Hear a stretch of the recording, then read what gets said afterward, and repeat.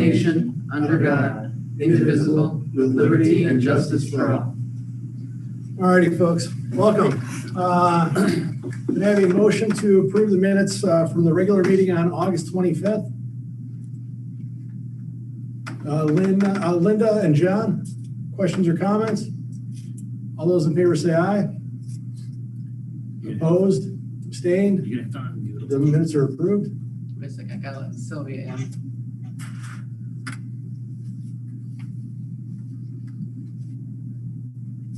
Okay, there's Sylvia. Okay. And, Okay. Hit the mute all button again at the bottom.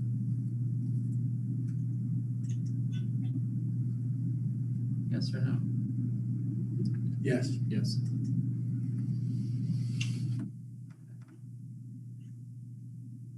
And Mark's in. Okay, Mark, you're with us now? Yeah, I'm gonna hang up on you. All right, sounds good. All right, sounds good. All right, see. All right, you good to go?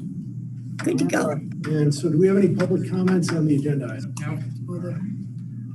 Reports, Carlin, welcome. Welcome back. Do you have any reports from student government for us?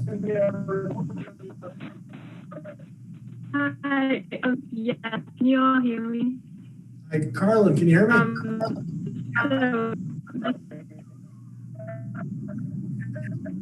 Yes, can you hear me? So this past week, we had the freshman orientation. So the NHS members gave the freshmen tours of this high school.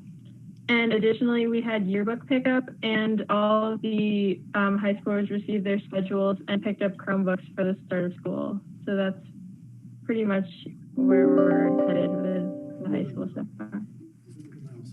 With the mouse? I tried that. This one? Yeah.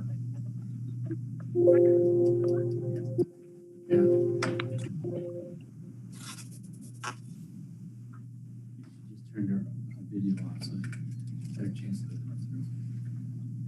Carlin, were you done with us? Yes. Did you hear that? All right, then. Well, then, thank you. Appreciate it. And so with the board, I don't have anything to offer, and so I pass it on to the superintendent. Okay, good evening. Just wanted to give you a quick update on today, opening day. We had this morning opening comments and some of the required training that's needed by all the staff. And I will let Cliff and Laura update you on some of that. But you know, we had a good start. We had a few hiccups to start the day with, but we were able to pull things together and get through it in good fashion. I will say that the staff was dialed in from remote, or they were here on campus in their classrooms or in one of the available rooms to dial into the Zoom meetings that we had. So there's a lot going on, and we've got full days for the next few days right through to Friday. So we'll do some updates on that. And I think for some of the technology, I'm going to turn over to Cliff. News on our pickups. Yeah, thank you. Yeah, so we have our Chromebooks being deployed. Today was the first day here at Central Junior. So grades 2 through 8, we've broken that down into 4 days. Today, tomorrow, Thursday, and Friday. And with that, we have time frames between 9 and 11, 1 and 3 p.m., and right now between 5 and 7. So we've broken down on Tuesday, Wednesday, Thursday, Friday, letters of the alphabet for families to come and pick up the Chromebooks. We have the Vestal pop-up tents out there by Central Junior by Salmon Field. And we have individuals that are meeting the cars. As people pull up their cars, they have their user agreements signed and they present that. And then we go into the building and get the Chromebooks that are already pre-assigned to students, and we give it to the parents and they can go home with the Chromebooks. So it's working out really well. We have a lot of families pulling up and a lot of Chromebooks are leaving the building today, and that'll happen for the rest of this week. And also the high school from grades 9 through 12, they're delivering the Chromebooks, parents are picking them up at the high school. So that's helping us out here. But it's going really well, and that'll help us with our remote learning for our students. So thank you for that time. All right, thank you.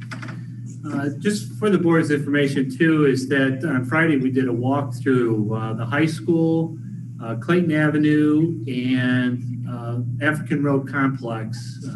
And we invited Joe Herringshaw and Roxana Fitzgerald to do the walkthrough with us and to take a look at the safety, health and safety conditions, the things that we have put into place in anticipation of the students returning to the building. So it turned out to be most of the day that we took for that walkthrough, but we had a chance to see some of the construction that was taking place, what was done and what's currently being worked on, and there's some good work taking place. So it's pretty encouraging. One thing though, as we were looking through, walking through the African Road complex itself, we found out that things just were not quite ready this week for the teachers to come back in. Some of the technology it just wasn't ready, wasn't up, wasn't working. A bit of work was needed there. Also, there was some more cleanup that was needed in some of the classrooms, in the hallways, and so forth. So what we decided is that for today and tomorrow, the teachers had the options of dialing in from home for the Zoom meetings, the required training, things like that. Hopefully things will be better on Thursday, giving them the chance to come into the classrooms, but we'll reassess that later tomorrow to just see where we are at in the building itself. So, Dr. Lamash, you've got some materials there to share with the board and a little bit of an update on your end for today and this week. So I'll turn it over to you. You're on mute. No. Thank you. Hello, everybody.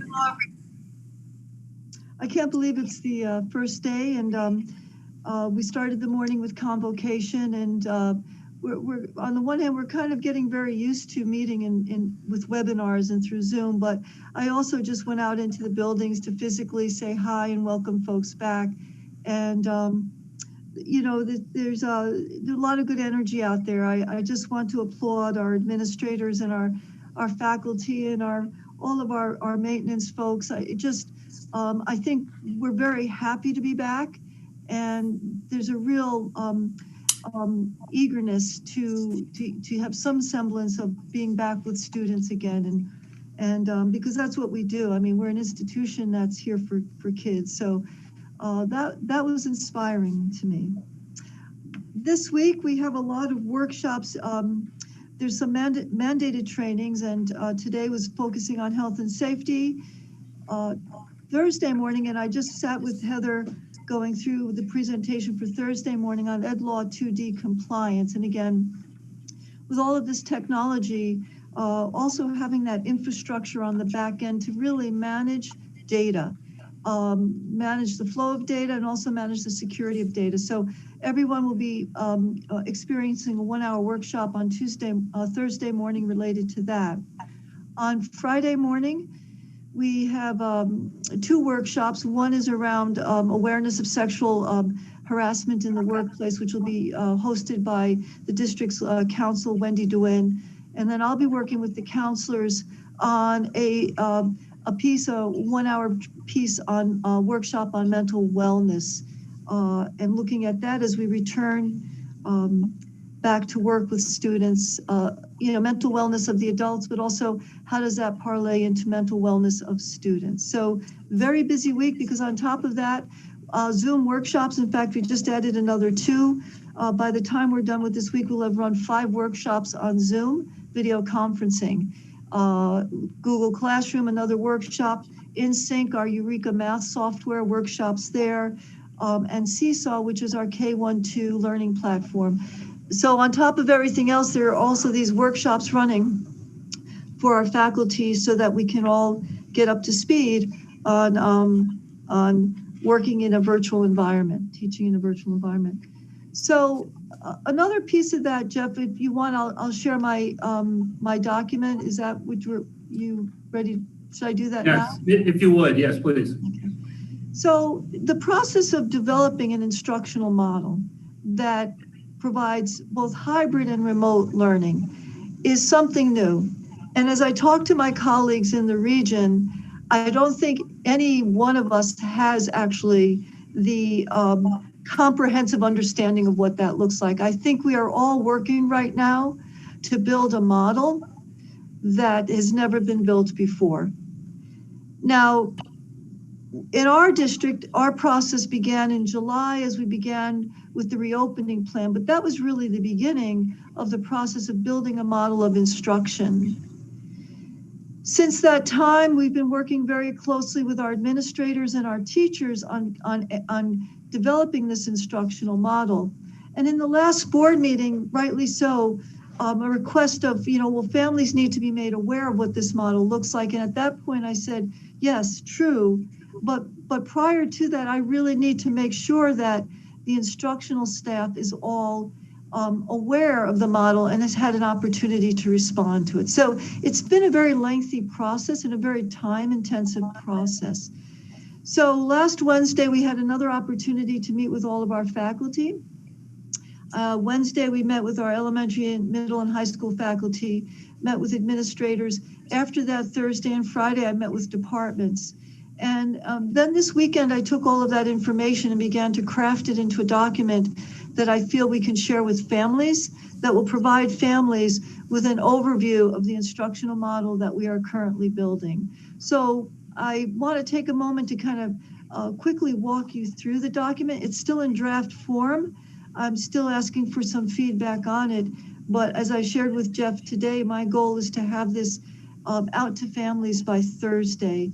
And I think now we're in a place where we can really start to roll out this model and start building it even further. I think this is the infrastructure, but now once we bring it to the students and once we start to operationalize it, I think we're going to see it develop more fully.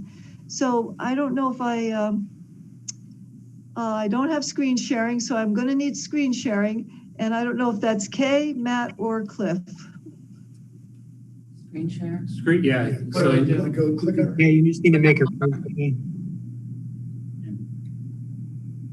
Make host. Okay, Laura.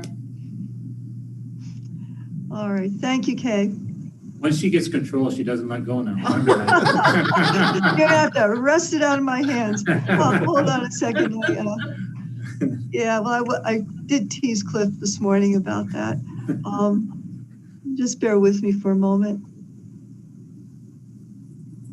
So I have been so eager to put some information in front of families, but one of the things that I think we're very proud of as a district is the extent to which we try to involve our faculty and our administrators in decisions we make about curriculum and instruction.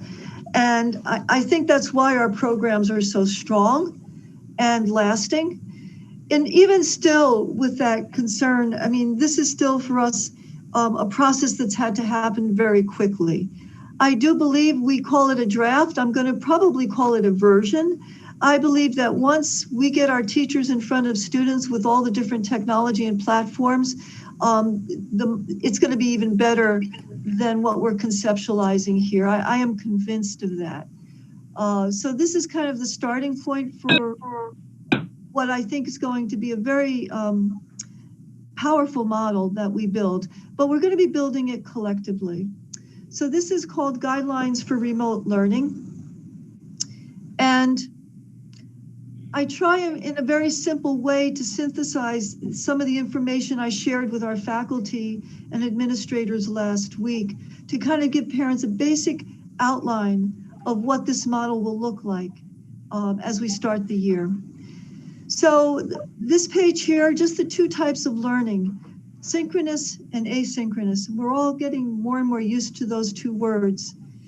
But what's significant is if I go up, this is a guideline for remote learning. And in some of the language, if we could do this over again, I would probably change this language a little bit. Remote learning is going to be happening with all our students, and our parents need to understand that. For even our students who are hybrid, they report 1 day a week. They are still going to be engaged in remote learning at home. So I've started to use the phrase of at-home learning versus in-person learning to help our families and our teachers distinguish between the two. We have a hybrid model, which is when students report either 1 or 2 days a week. And we call the remote model those students who don't physically report, but nonetheless, those students will have a designated time with their teachers for instruction. It will be done remotely or virtually, but comparable to what the in-person students would have. So that language can get a little confusing. I think as we get into it, it'll get easier to understand. A key piece of synchronous learning then is all of our students will participate in that. It can be real time, in person, but synchronous can also happen through online platforms. This right now is synchronous. I could also put up a Google document. I might not see your face, but I could share a Google document with Carlin, and she and I could work virtually in a Google document in real time, writing a document. We're working together. We're probably even emailing and chatting with each other in that document. So part of what we have to understand is synchronous can be this face-to-face interaction, but we also have the structures for other types of interaction that can happen in real time. And that's part of a lot of the work we've been doing this last week with Google Classroom and Seesaw, our two learning management platforms. Two key points that parents need to understand is with synchronous activities, you have to be on time. You have to be on time if you show up in person, but when our teachers send out schedules for activities, students have to be on time. They have to be present at home or in person. And another point that we need to make, and I've talked to our principals about this, is even in synchronous activities that may be remote or virtual, we still have to adhere to the code of conduct. And part of our work in the first few weeks is really going to be teaching our students about etiquette when you're engaged in virtual interactions with people, whether it's a Zoom meeting, whether it's a Google document. So here we make clear that the code of conduct still applies in remote environments as well as in-person environments. All of our students will also experience asynchronous learning. That's the kind of learning that happens independently. It is more self-paced. So even our hybrid students who attend 1 day in person, they are going to have responsibilities to complete work and to engage with learning asynchronously through a variety of lessons that incorporate different types of media and technology. We did that last year. In fact, last year, this was primarily our model. So this year, we're bringing in more of the in-person, and we're putting a tighter schedule to it. In asynchronous work, work still has to be submitted according to a deadline. And again, another critical piece is originality of work, that our students still have to attend to work being original, authentic. And there the code of conduct will apply as well. Plagiarism is an important understanding. I think oftentimes our students do it inadvertently, but we still have to adhere to respecting the authenticity of work. So those two key pieces will apply to all our students. And again, this is an attempt to have our families start to understand that this again will deepen as our school year progresses. The K-1-2 remote learning, here, this outlines that both hybrid and remote students will be included together in homeroom class and participate in learning in 2 ways. So our remote K-1-2 students will be part of a homeroom. They'll interact with their classmates and their teachers throughout the week, every day, a minimum of 2 times a day. There may be some flexibility there. Certainly, we're doing this to start up the year. But again, I'll be listening carefully to our faculty, our parents, and our administrators as we look at this model. So in the K-1-2 model, the daily learning will have a daily contact, and families will be made aware of a weekly calendar. We know that families need this to plan. As we've noted, kindergarten, first and second grades are in a phase 3 of reopening, 2 days in person. Now, for our students who are in the remote model, they will receive comparable 2 days of ELA and math instruction through remote means. So they are not going to be in person, but they're going to receive that instruction remotely by way of their classroom teacher or by way of a reading specialist or math specialist. So there will be designated people to take over that core content for our remote students, but they will be included in a homeroom with the eye towards if we eventually return to phase 4, those students would be reintegrated. This is a sample schedule of the elementary day for our K-2 students. This is an outline of the day.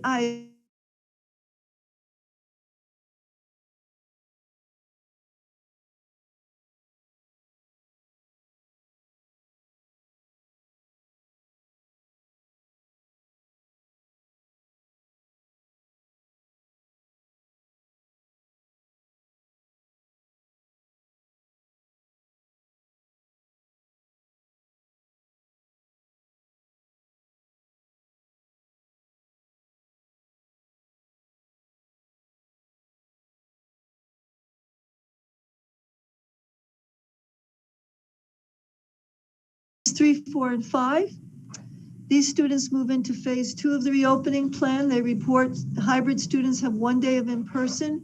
Our remote students have 1 day of remote. So the way this is structured in both 3, 4, and 5, high school, middle school, is Friday has become that designated day for remote instruction.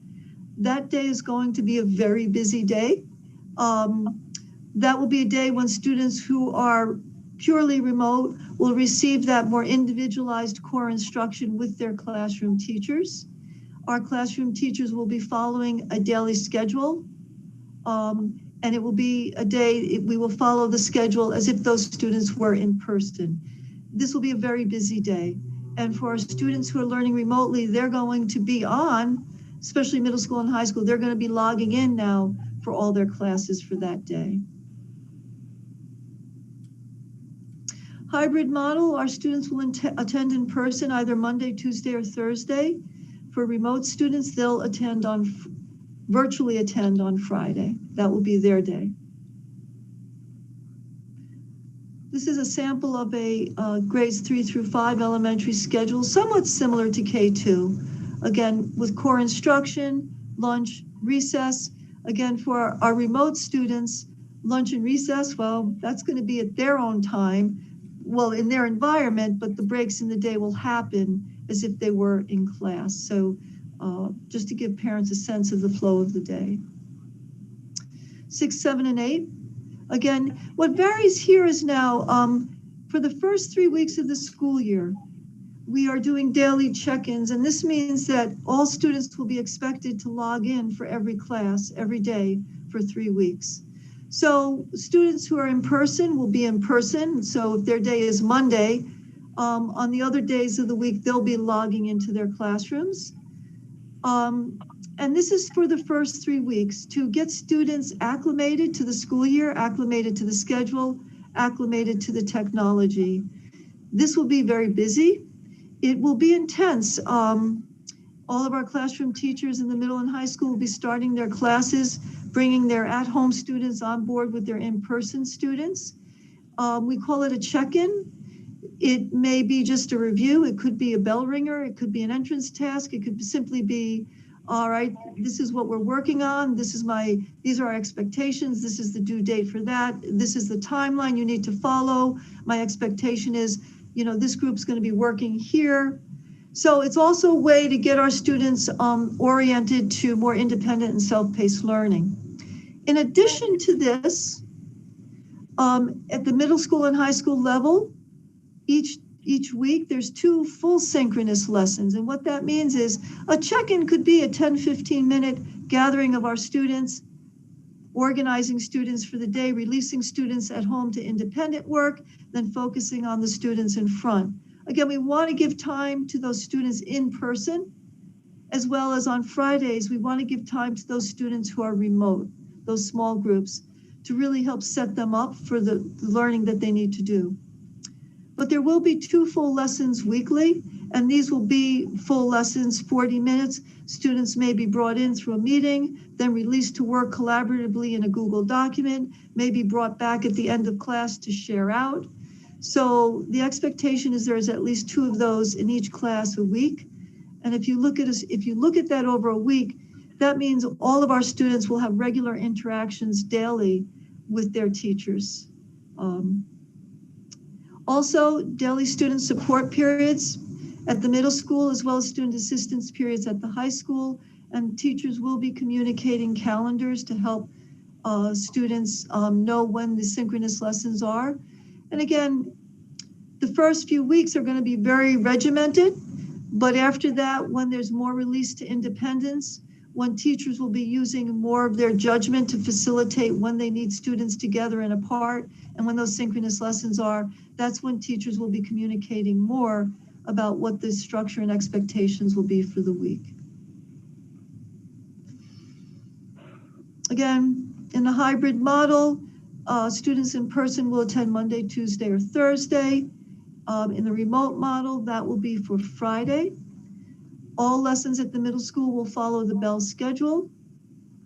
And Wednesdays will be a day for student support. And Anne had crafted the sample model of middle school office hours. I note hours and duration may vary. Again, we're trying to get all of these models up and running, and we do have to be open for adjustments and variations, which is why, you know, when I put this in front of parents, you know, it's with the caveat that as we start to really dig deep into this model, we should make changes because we want to be continually improving upon it. But I do want parents to at least begin to understand how we're starting the year. So here, this was Anne drafted this, and I appropriated it as a kind of a sample of what office hours may look like, so that on Wednesdays, students will have access to support through their different grade level teams. I tried to just build a sample schedule for the day. This is something I've put out in front of our teachers. Again, it tries to capture that students throughout the day will have work to do. And for the first 3 weeks, they're going to be logging into every class. They may also pick up office hours with one of their teachers at some point. There may also be, for example, here, full lessons. So this may be here in ELA 6 where students log in and they work the whole period with their teacher engaged in a shared project using Google Classroom. Art may be another situation where they're engaged for the full lesson. So this may vary, but again, there's that regular interaction with their teachers that I know was very important to both our teachers and our families. High school is similar to middle school. Again, daily check-ins for the first 3 weeks.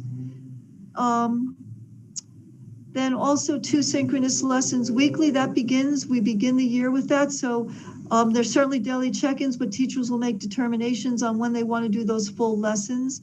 And again, I'm already hearing about ways to improve upon this. I have some science teachers talking to me about improvements upon this that might help them adjusting this model to allow for labs. We have to be open to that. I've got to really be open to our teachers. So again, this is our first version, but continuous improvement means this will get better. Daily student assistant periods. Our high school teams organize those things differently. I will defer to them on this, but I know that they invest a lot in providing daily student assistance, and we certainly will support them in how they come up with that structure. And then a weekly calendar, just making sure that our students are aware weekly of the activities ahead. So there you have it. And again, all lessons at the high school will follow the bell schedule. And again, a simple concept here of, again, the daily schedule. Again, for the first 3 weeks, there'll be a login, but moving forward, that might be on this particular day, 4 weeks from now, that student may not log into Algebra 1, but be engaged in asynchronous work on an independent assignment, but that student may join English 9 to do a full synchronous lesson with that class. And again, our English teacher's already saying to me, what we already do is we release our students to work collaboratively in Google Documents, and then we bring them together. It's not necessarily 40 minutes in front of a camera. We need time and latitude to make sure those students are deeply engaging with each other. So there you have it. This is a draft. I'm still getting feedback on it, but Jeff and Cliff, I don't know if you have anything else to add to it, or certainly I can respond to any comments or questions you may have as a board. Thanks, Dr. Lamesh. Again, this is a document, it's well ahead of what the district had to work off of at the end of the last school year. And I hope that this will illustrate to anybody, to parents or for the board itself, that there's a lot of structure involved in this remote process this year. And for the benefit of our students and also the benefit of our teachers to have this up and running. So it is a working document, a living document. As Dr. Lamesh already shared with you, that once the staff has a hold of this, they have recommendations on how to improve it through their current operations or what they can plan for. So we think it's a very positive thing. Something that we're going to be able to really rely on in the coming weeks and months. So, any questions from anybody? Christina? No, I'm sure you're all surprised that I have a couple questions. Sorry, I'm that board member. Never intended to be, but here I am. My first question, and I really do appreciate the explanation and sharing of this document, especially in draft form, because I know that's stressful to throw something out that you're not finalized with. So I certainly respect that. My questions are more broad strokes. First question I have is, so it sounds like we have students in the building 3 out of the 5 days of the week, right? Yes. So Fridays are reserved for focusing on the remote kids, or the remote only, and I might use the wrong terms, but the non-hybrid students. And then Wednesdays are focused on office hours? Yeah, so Wednesdays are office hours, but also Wednesdays are also for planning and monitoring asynchronous activities. So the design of those activities, Christina, that students are going to be engaged in throughout the week, that will, part of the work on Wednesdays will be doing that. So they'll be checking in each period, and they'd be expected to work on, say their schedule is math, ELA, and social studies. For the first period, they would work on their math work. Would it still be structured on Wednesdays and Fridays? On Fridays, it's primarily remote, and students, at-home students, other students may be brought in on Friday. Wednesdays is not structured, so Wednesdays is the one day that the schedule will not be followed. That's really going to get more to teacher discretion. So that for me as a parent, and I heard this during the middle school meeting, that's really concerning because we spent a spring unstructured, and I think, excuse me 1 second, that noise upstairs. Don't make me come up there. I apologize. And lost my focus. Hey, I'm on a meeting. It's not going well. This is a sample of what we get to deal with working from home with children at home. So the unstructured Wednesdays, is something that's really concerning to me as a parent, because I'm going to struggle to structure my kids on the 4 out of the 5 days that I have them. And I'm very fearful of dropping back to what we had in the spring of, I click my button, I check in, I show attendance, and the rest is non-mandatory. I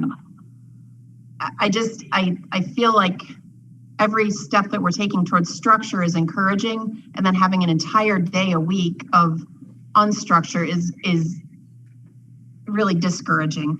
And I'm also curious why all the kids can't be synchronous all the time. Like, why can't all of the kids, remote, hybrid, or otherwise, be hearing the same thing from the same teachers, the same questions asked of the same students, so they're all on the same page? So as we transition into the future phases, it's seamless, because I appreciate all the work that's going in, but it just seems like there's a much simpler way to teach all these kids the information they need to hear. And I worry about kids falling behind or having different understandings and expectations. What's the theory behind not going fully synchronous?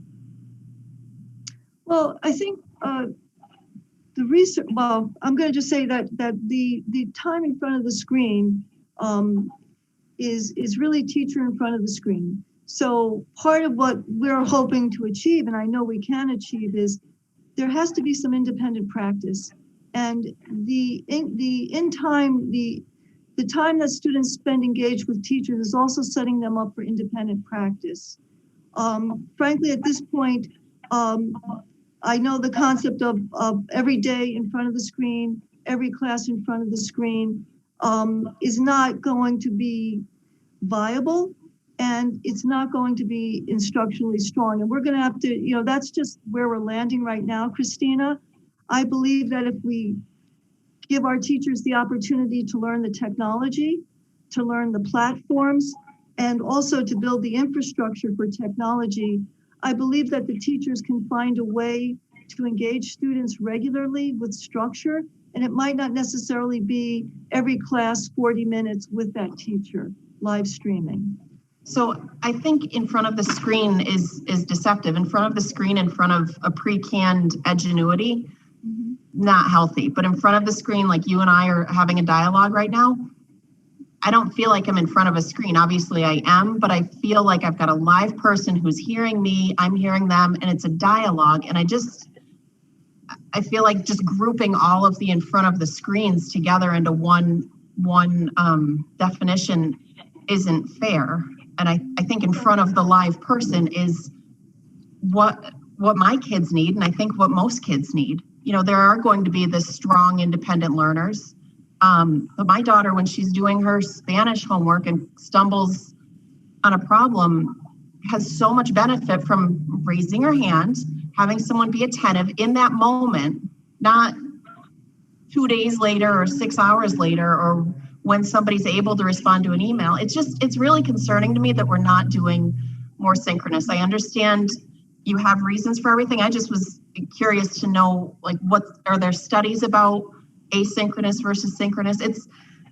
I know you don't have, there's so many. Example, I was walking through the building today, and right now I'm engaging with you. There's a whole host of people watching this virtually that aren't engaging with us. Yeah. Right. And so we don't know they're out there. But I don't have 5, 6, 7, 8 students in the room. My focus is on you right now. And part of what we have to recognize is we've got kids in the room. And just this morning, I was at Glenwood, and I had 2 teachers, and they had the screen set up and a camera. And I stopped and I said, "What are you doing?" And they're like, "Well, we're trying to figure out a way where when I have the camera on me, I don't want to, they really can't be watching what the other kids in the room are doing. So how can I find a way to have the camera on me so I can see them, but also that I can also manage the other kids in the room?" So the complexity of the hybrid model, if I had 6 or 7 adults in the room with me, working between supporting them and supporting the students on screen, it's another level of engagement. And based on the work that we've been doing, on the conversations with the region around it, the teachers are really looking at ways to find, how do we engage with those kids in the room when we have them with us? But also, how do we engage with the kids at home? That, I think, is the tricky piece right now, is it's hybrid. And whether you're at home or in school, we are now straddling two environments. And the other piece is the students do have to learn to function autonomously in this environment. They're going to have to learn to do independent work. So I believe with the technology that we've set up and the training that our teachers are doing, we'll be able to create those structures. But I don't minimize your concern. And I believe that it's a legitimate concern that we really have to address. And I think part of what we have in the plan is a structure to address what you're worried about. So I'm hogging the conversation right now, but you see that in a classroom setting also. There's the kid that throws their hand up every 2 minutes, and the teacher has to manage that. With this technology, I've taken online courses and Zoom courses, and you're able to type in your questions. And I've been in classes of 30, 40 people, and I know we're adults and it's different, but it is something that can be productive. And maybe it can't all be synchronous, but we have a larger percentage of asynchronous than we do synchronous. So I'm just throwing those concerns out there for what it's worth. It is very concerning for me. I'm so fearful of returning back to what we saw in the spring. So I hope that I'm wrong. I think it's a valid concern, Christina. And the thing too is, again, this is phase 2, for 3 through 12. As we make it to phase 3, that synchronous or that in classroom, more of that should be taking place. And, should we get to phase 4, which would be nice, that's our goal, is to have everybody back in the classroom. That face-to-face or the synchronous is going to be more prevalent then. Again, it's what the challenges are that we're facing. It's not perfect, we've said that, and we will continue to address it and to try and improve upon our practices as they're being put forth tonight. So. And were we always intended to be in 3 groups, or I guess I was under the assumption that originally it was 4 groups, with 1 day a week being no one in person, and now we have 2 days a week with no one in person. Has that evolved, or was that always the plan and I just misunderstood it? Yeah, that did evolve, Christina. We were talking about 4 cohorts, which there still is 4 cohorts. But when we got to the point where we could start to really count, our remote students, it just started to make sense to make one of the cohorts our remote students, so they have that access, to the teachers on a given day, and then the remaining group were split up into the 3 cohorts that remain. So you could say cohort A, B, and C. Are those ones that are doing remote, or I'm sorry, are doing the hybrid, and the remote have generated to that cohort D. So yeah, it is something that evolved. Thank you. Sure. Any other questions? I'm just going to echo Christina's concern that the more I hear asynchronous, the more nervous I get, and the more I don't like it. If you think about, asynchronous has always been a part of learning. That's what homework essentially has been for, a century. But the more you rely on it, the worse the outcomes. And that's always been true. And that's why in more modern times, people have tried to flip the classroom so that kids watch video, watch the lecture at home, so that they do the work in front of our professionals, so that they're there to help them. I think there's too much asynchronous in this plan. And the more you rely on it, the more there's going to be a gap between the haves and the have-nots, the ones for whom school is maybe a little bit easier versus those who come from disadvantaged backgrounds. Don't get me wrong. I know that, it sounds like I'm being super critical, but, in pandemic 2020, we got nothing but bad options. Having to plan this there's nothing but bad options. And I think as we plan, we need to make things as least bad as possible and be as synchronous as much as possible. I think we all agree that, the only good option is to have the kids in the classroom in front of the teachers. I don't believe there's anybody that would disagree with that statement. That's what we do here, and that's what we are striving for is to get back to that. I realize that only 1 out of 20 people learn best as independent learners, but the paramount issue here is really the safety of our kids and the safety of the adults that are teaching them. And because of that, I understand this. So we're leaning towards the side of caution in our plan. And I think it's a good plan, and I really can't wait to see it operational. Thanks, Dino.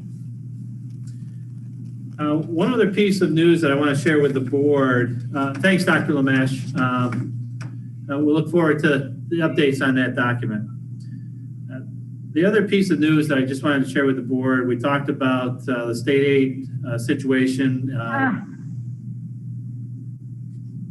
I just want to share with the board that the September aid payments are being made by the state, and as expected, 20% of these payments were withheld. And at this point, no one knows if these are permanent reductions or not. Until the legislator acts on it, they are simply withholdings or withheld funds. We're making plans on how we're going to deal with this for the rest of the season, and we'll keep you updated. Any news that comes out of the state, they're still waiting, I think, for the federal government to see if there's any stimulus money that could help cover the reduction itself. So it is happening, and it doesn't sound like the federal government's making any real progress. So the district is going to have to make some plans to account for this in the months ahead. So we'll keep you updated there. All right, that finishes the superintendent's report, and turn back to you. All right, we're on a new business. Can I have a motion to approve Schedule P? It's personnel, updated personnel. Dino and John, questions or comments? All those in favor say aye. Opposed? Aye. Abstain? The schedule is approved. Resolution 1, acceptance of grant, Vestal High School PTA. Can I have a motion, please? Vestal Hills, I'm sorry. Tony and Sylvia, questions or comments? All those in favor say aye. Aye. Abstain? The motion's approved. Resolution 2, acceptance of donations. Can I have a motion? Christina and John, questions or comments? All those in favor say aye. Aye. Opposed? Abstained? Motion's approved. Resolution 3, Unemployment Insurance Reserve Fund. Can I have a motion, please? Lynn and Dino, questions or comments? All those in favor say aye. Aye. Aye. Opposed? Abstained? Motion's approved. Resolution 4, renewal of lease with Apple, or is that? Appel, there you go. Sorry, photography. Appel, thank you. Can I have a motion? Dino and Sylvia, questions or comments? All those in favor say aye. Aye. Opposed? Abstained? Motion's approved. Resolution 5, Education Law 2D, opt-in, E2CC for MOSIs. Can I have a motion? Lynn and John, questions or comments? All those in favor say aye. Opposed? Aye. Nay? I'm sorry, Christine, were you approving? Okay, Oh, thanks. The motion is approved. And now we go on to the voice of the public. Do we have anything there? There's nothing there. Okay, future board meetings, September 22nd. It'll be a regular meeting. That'll continue to be a Zoom meeting at this point in time. October 13th, it's a Tuesday, October 13th. It's a 6 p.m. regular meeting. That too will be a Zoom meeting still. Is October the end of? I think it might be in October unless he At extends this it. point, it's ongoing, so. Yeah, okay, so at this point, October 27th is a 6 o'clock regular meeting. That continues to be a Zoom meeting. And at this point, that is the last Zoom meeting that we have for the last remote meeting, at least that we have approved for the time being. We anticipate, whatever, but for right now, we're scheduled for a Zoom meeting for that one also. And so, Can you ask if there's anybody else that wants to go to be signed up for the conference? It's going to be all virtual. we need any other people who would like to participate in the NISBA school board conference that's entirely virtual at this point in time. Yeah, Linda's the only one that indicated she wanted to attend. And so we have only one person who's indicated they'd like to attend. So just please get in touch with Kay and let her know if you're interested in participating and viewing the conference. That'll be October when? It's the end of October, I think. The end of September. No, it should be the end of October. Yeah. Yeah, it's the end of October. I'm sorry, we don't have the exact dates, but we'll get that out to you. I'll send out something to everybody to remind them. So Kay says that she'll send out a reminder again of the conference and the details. And for those interested, again, please feel, contact Kay and let her know. It is the 29th, 30th, and 31st, according to my calendar. Might not want to count that, so. All right, can I have a motion to adjourn into anticipated executive session? Recommendations of the Committee on Special Education and the Committee on Preschool Education. Dino and Christina, questions or comments? All those in favor say aye. Aye. Opposed, abstained. We are in executive session and we will start that up here shortly. Travis, you can go ahead and drop off and cut the feed. Hey, Carlin, thank you for participating. We're all set.